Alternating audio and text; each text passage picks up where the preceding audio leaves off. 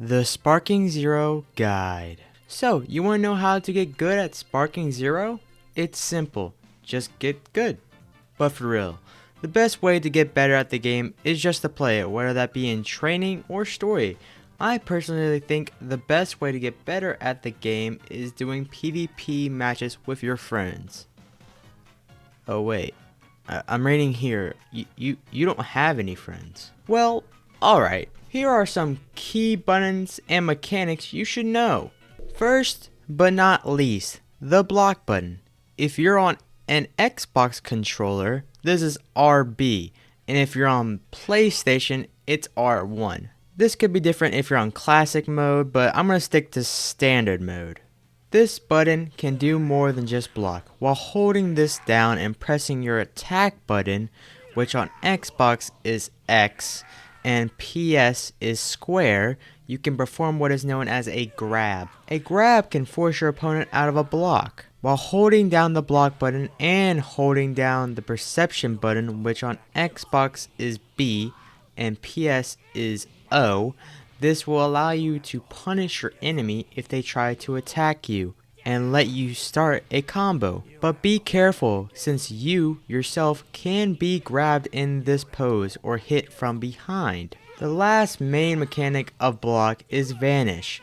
By hitting the block button just before an attack lands, you can vanish behind an opponent and hit them. Now, it's important to mention this takes key to use, and your opponent can vanish behind you as well after you vanish behind them. This usually can lead to a vanishing duel, where you keep teleporting behind one another until either of you mess up the timing or run out of ki. That wraps up the block button for the most part. Let's move on to another defensive mechanic, perception. I mentioned this in the blocking part of the video, but perception can do other things as well, like block ki blast super attacks. By holding down B, while an enemy shoots a ki blast super, you can throw the ki blast away. Now, it's important to note that this costs 2 skill points, and it's usually better to try to dodge it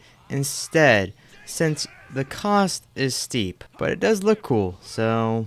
Another mechanic of perception is the ability to get close to enemy after a combo and deal an extra hit. By pressing down on the left joystick and hitting B on Xbox or O on PS, when the opponent is flying away, whether that be from a combo or a throw or something else, just while the enemy is getting knocked back a far distance, you can teleport above them and slam them to the ground. The last basic mechanic of perception is the weave and counter, is what I call it.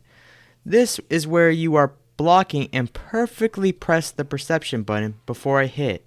This will punish your enemy just like holding it down, and it looks awesome. Now, how do you evade ultimates and super attacks? Well, a super attack can almost always be blocked. If it can't, I personally like using flying, which is RT on Xbox and R2 on PS, and double tapping A on Xbox or X on PS. This will make you fly towards your enemy very fast behind them, usually dodging whatever super they are trying to use. The last major defensive mechanic I will talk about is countering. Counter can be performed by pressing down on the right joystick of the controller when you are hit with an attack or a ki blast. This, however, costs 2 skill points, so its price is steep. One last defense tip on how to deal with attacks from behind. There are 3 major solutions. You can use the counter button I just talked about,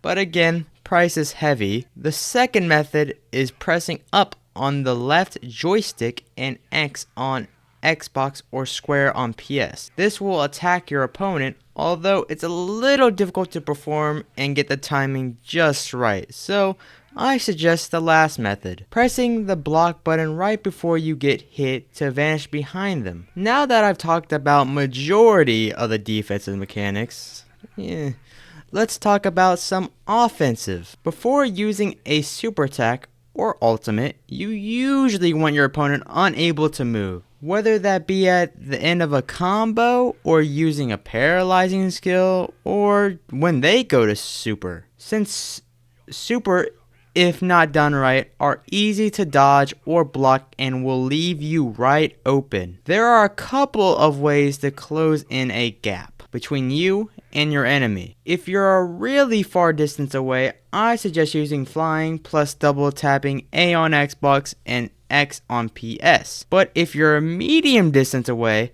I suggest vanishing assault, which is pressing A and X at the same time on Xbox, or X and square on PS. This will teleport you right next to the enemy and start you in a combo. Finally, if you're trying to get the jump on your opponent, you can also try and use Vanishing Assault right next to them. This will teleport you behind them and kick them, sending them flying. This can be dodged and even countered, however, so be careful. That's all the tips I have for you today. Please leave a comment on any questions that you may have. I promise to answer. Thanks for watching, consider liking and subscribing, and I hope you enjoyed.